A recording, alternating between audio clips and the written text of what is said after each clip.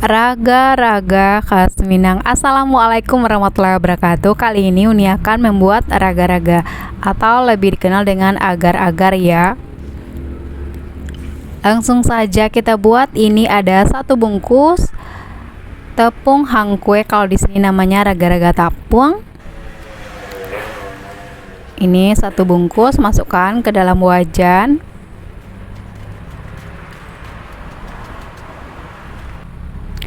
Tambahkan gula, 1 saset vanili bubuk, tambahkan garam, santan,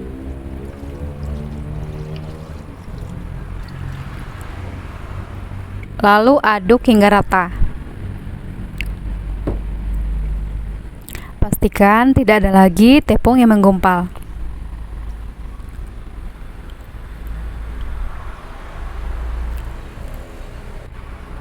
Tambahkan daun pandan pewarna merah muda. Jadi warnanya itu biasanya kalau enggak merah muda, biasanya ada warna pandan atau warna hijau.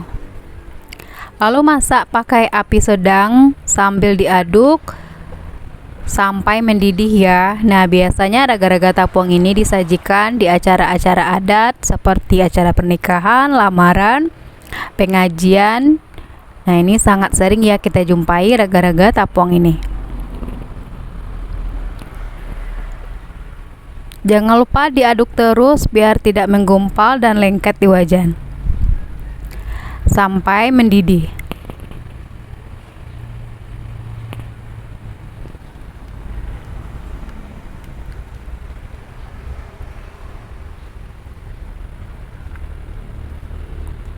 Nah, ini sudah mendidih.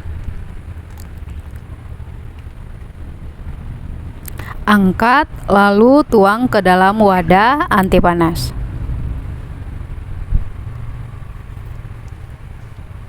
Dan biarkan benar-benar dingin. Jangan lupa daun pandannya disisihkan ya. Ratakan. Kalau di rumah saya dulu biasanya diletakkan di dulang ya. Setelah dingin lalu potong. Uniknya kalau raga-raga tapung ini dipotong seperti jajar genjang ya.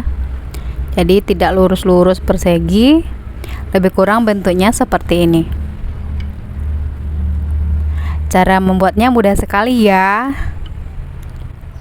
Rasanya lama banget. Oke, terima kasih. Selamat mencoba. Assalamualaikum.